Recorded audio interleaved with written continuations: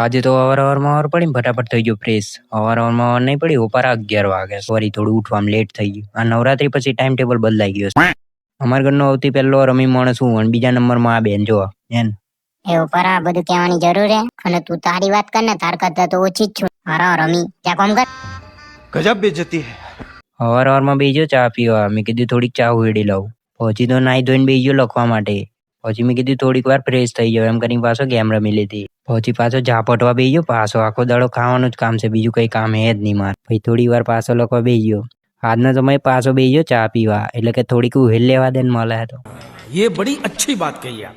પછી મને યાદ આવ્યું કે મારે ચાર્ટ લગાવવાનો હતો, તો ફાઇનલી ચાર્ટ મેં લગાવી દીધો છે. અને આજે હતો આપણા ડેલી મિની વ્લોગિંગ સિરીઝનો ત્રીજો દિવસ. આજના સમયે હું મારા ભાઈ નીકળી કામે. હવે કામ જો કેવું છે. અલે હું આજે તો કોલેજ નહીં ગયો ને તો સારું હતું. આવું કામ તો ના કરવું પડે. ये कहाँ फंस गया भाई मैं. હવે હું ને તમે આ બગલા જોડે સલાહ લેશો ને તોય ધોરા નહીં થવે. એનું કારણ કહું? કારણ કે આપણા કાગડા જેવા છીએ. कौन है ये लोग?